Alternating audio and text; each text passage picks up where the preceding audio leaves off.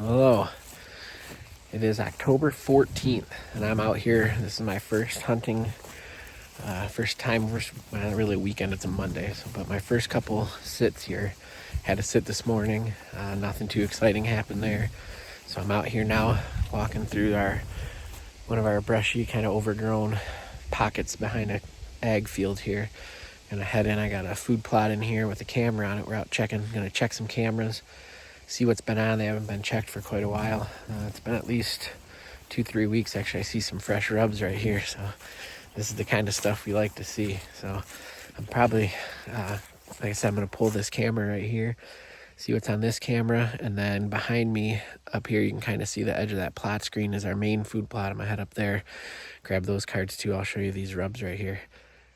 Love seeing this stuff, man. It's so cool to see. Now these actually look like they might be from last year.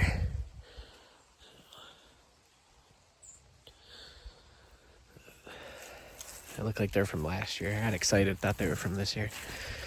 All right, we'll walk in here, grab this card, see what we see.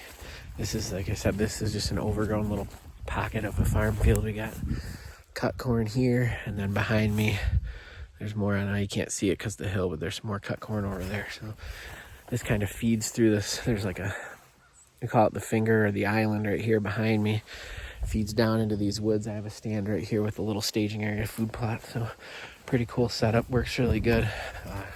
See a lot of deer in there, and then actually shot a nice buck out of there, I think in 2020. So we'll head in there right now. I'll grab this card and I'll meet you again. We'll head back up to that other food plot. So I'm in that plot now. I made this scrape right here. You can see there's a mock scrape down here. And then I put this vine up here, and someone's messed with it because it was wedged out in here more than this via this crook. So something's been hitting that. And then further down here, they've made their own scrape. You can see where they've snapped off those branches. Oops, and they got a scrape started right underneath there. So it's getting to be that time of year. So they hit both my mock scrape and this scrape that's just right next to it. So good to see. Hopefully they got on this camera. We'll see what's in here.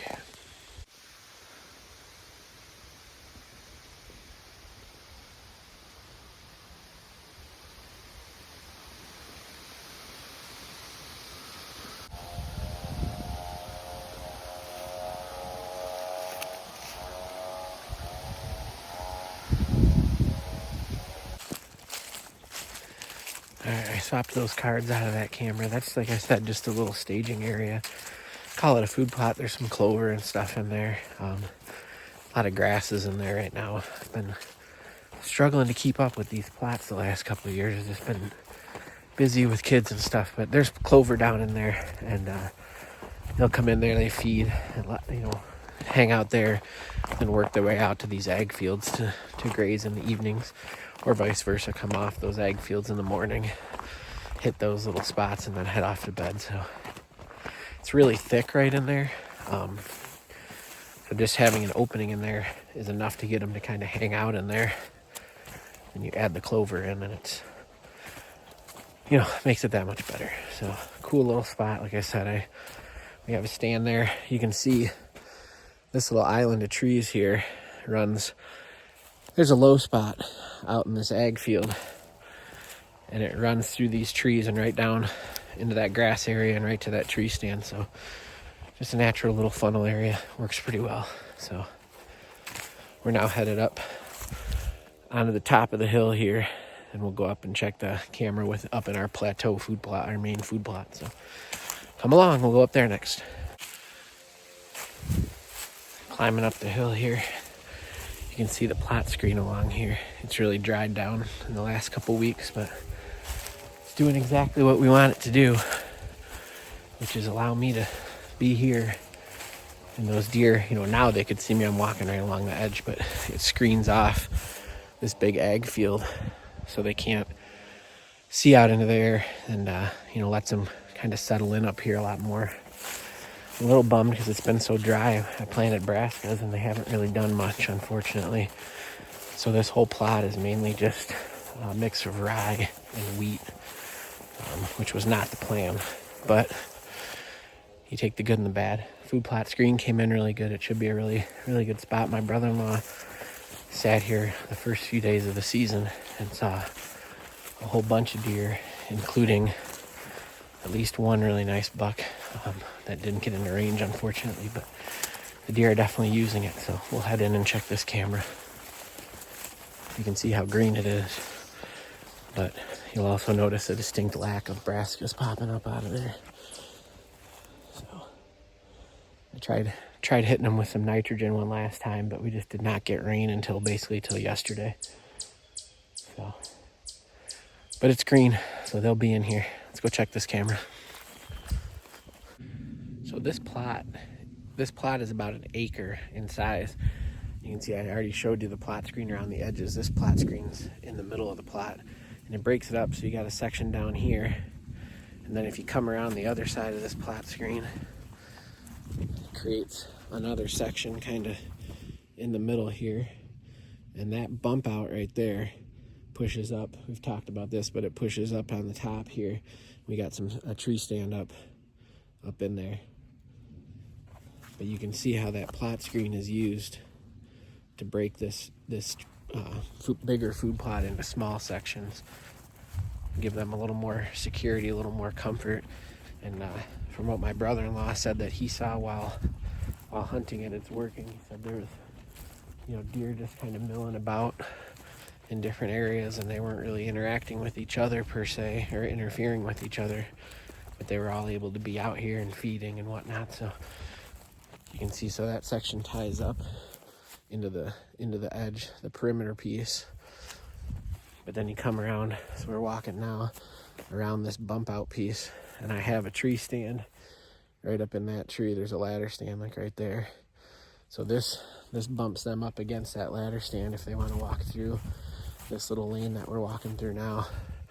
Then you can see it opens up down in here into yet another little section or compartment of this plot. So really breaking this up, trying to make it as secluded and private for those deer as possible. But I am just not seeing much in the way of brassicas. Nothing really came up. You can see these little baby down here, but that looks like it's going to be about it for brassica growth this year. Unfortunate, very unfortunate, but it's green. A lot of wheat and rye in here, so hopefully that'll be enough to keep them interested. I'm hoping. Like I said, it's been working so far. This is yet another tiny little compartment at the very end of this plot. So very broken up, very cool. I'm really excited about this. We'll see that camera that I just pulled was set up facing. There was a couple scrapes along the edge, and neither of those scrapes, that tree looks like it got rubbed up. I haven't noticed that before. It doesn't look overly fresh, but I've never noticed it before, which is strange. But those scrapes that were on there, they didn't look like they'd been hit, but it definitely rained quite a bit in the last day, so I'm hoping that they're just washed out looking. I stopped right here, pardon my hand. There's a little skull sitting down here. You can see it right there. Not sure what that is, but some type of little critter. I don't know what it's doing, but laying right in the walkway here. Sorry about my hand again. We're walking out. When you leave that plot, you come into this nice kind of big overgrown thick area. We got another little strip of food right there. This plot, this little food strip, again, sorry about my hand, was planted just to rye with the thought that the other plot would have brassicas in it and give them kind of some options. You'd have a lot of rye in this little strip, have brassicas, wheat, and stuff in this other plot, but no dice on the brassicas, so it is what it is. But we're gonna head back around the outside, back over to the big plot. Gonna head around the outside, back down, jump in the truck, take the truck down to the other end of the farm, and we'll grab another camera. So stay tuned, we'll be back.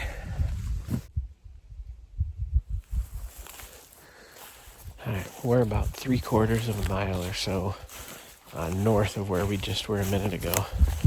And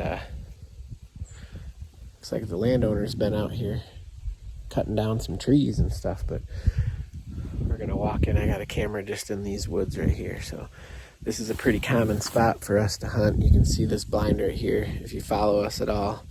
That's a blind. You've seen a lot of the river blind. I shot a deer out of there, 2 deer out of there on camera. My son has as well, and then this stand that I'm going to, or right by this camera, is a stand I shot a buck out of as well. So we'll head in there, see what's going on.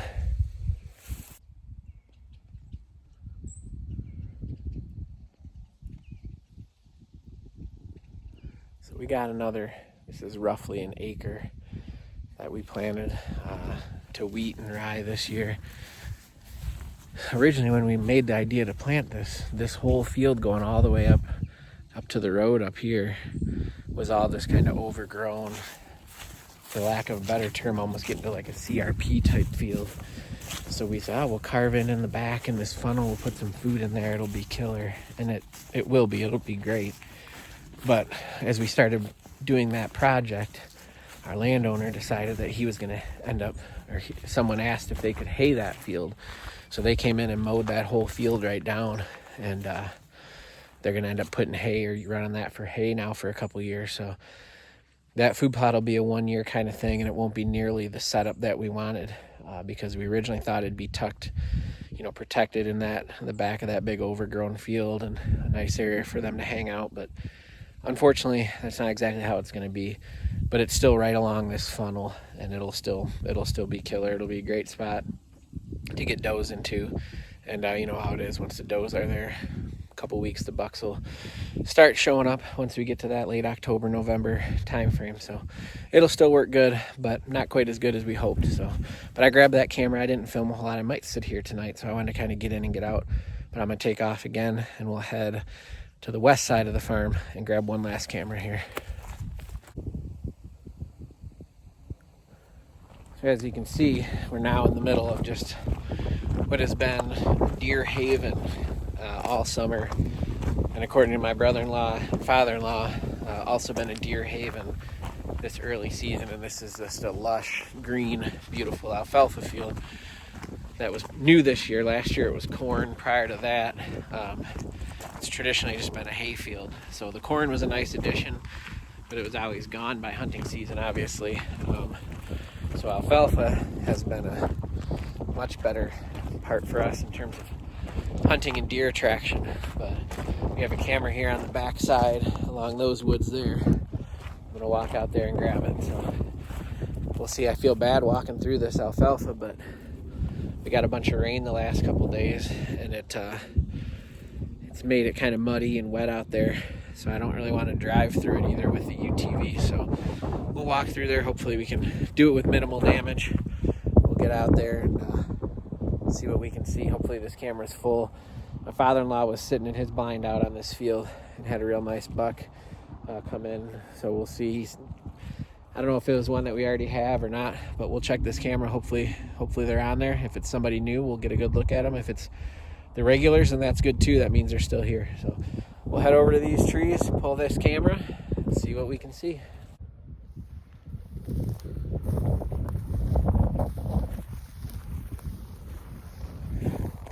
Deer have been bedding out here. No surprise there.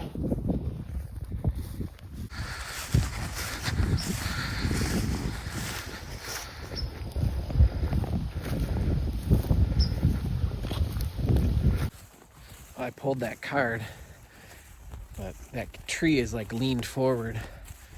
So in order to get the camera to aim, horizontally out into the field, we have to put a stick underneath, kind of under the bottom of it, to tilt it. A couple times ago when we did this, that stick fell out and it was aimed right at basically at the ground, and we lost a whole bunch of pictures. We lost like a week's worth of time with it just taking pictures of the ground. So I went and checked it now, and my son had put a new stick underneath there. It was aimed up better, but I think it was still too low. So we'll see when we get back to the cabin, and we can check them on the pad and see what we got for pictures. Hopefully it was able to be up enough. I adjusted it now, And so it's good now. We'll see, but it's been out there since, I guess, the 28th or so of September. So a little over 2 weeks. I was really hoping it would be full of good pictures because I know deer are out here all the time. So it'll be a little bit of a bummer if it's, it'll be a lot bit of a bummer if it was not taking pictures very well, but we know they're here. You know, whether we get their pictures or not, we know there's plenty of deer out here. So, but it's always nice to have pictures and get excited. So, but it's nice to know, like I said, whether we have pictures or not, you know, we have sightings in person by my brother-in-law and my father-in-law, along with just, you know, the known fact that an alfalfa field of this nature is pulling deer in for sure. So we'll see what the card says. We're gonna head back up to the cabin now and you know, see what we can see. Hopefully we'll have 4 good camera pulls, 4 cameras that worked well, 4 cards that recorded the pictures the right way, and all that fun stuff. You know, I don't use cell phone cameras for a number of reasons, a couple of reasons anyways. One of them being we don't get very good cell service here. So I fear if I went out and bought a whole bunch of cell cameras, I wouldn't be able to get much out of them if I can't get the pictures to transmit. So one thing I've looked at or thought about doing is the CuddyLink system. If you know anything about that, you have one like home camera that I could put, you know, right behind the cabin or something. And then you can link, I think it's up to 7 other cameras, and they'll kind of daisy chain themselves, and they send all their pictures to each other and eventually to the home camera. So you can check one camera and get all your pictures.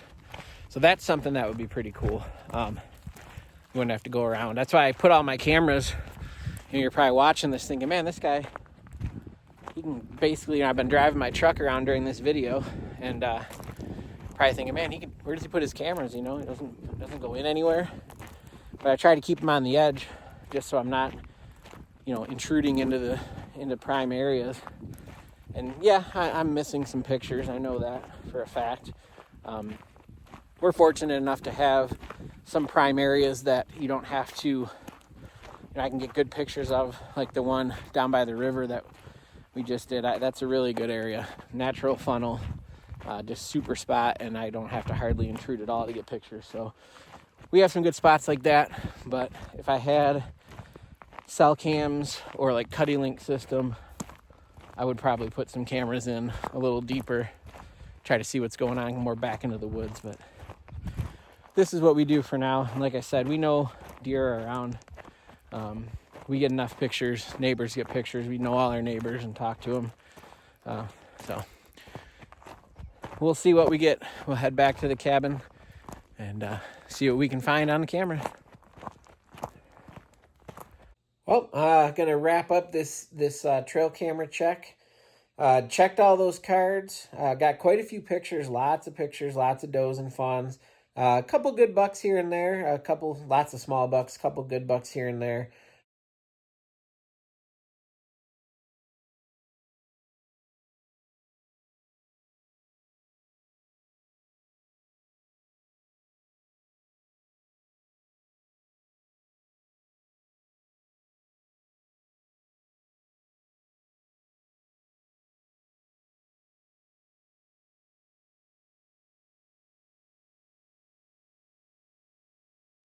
One thing I did want to confirm, I was able to confirm that those scrapes up on the food plot that we had the camera sitting on, they looked like they hadn't been worked at all, lately, but that must be just from the rain. It's pretty sandy up there.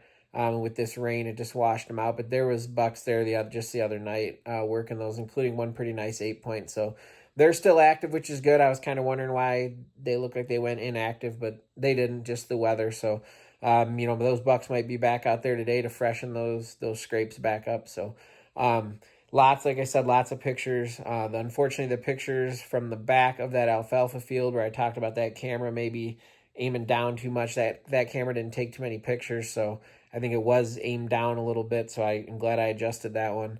Lots of does and fawns on camera. And speaking of does and fawns, I'm going to get suited up and head out and, try and take one of those does if I get an opportunity this evening. So stay tuned. All my hunting videos will be on separate videos. But thanks for coming along on this little journey as we wandered around and checked trail cameras today. So stay tuned for some hunting action on some other videos. But thank you for following along on today's adventure. And we'll talk to you soon. Take care.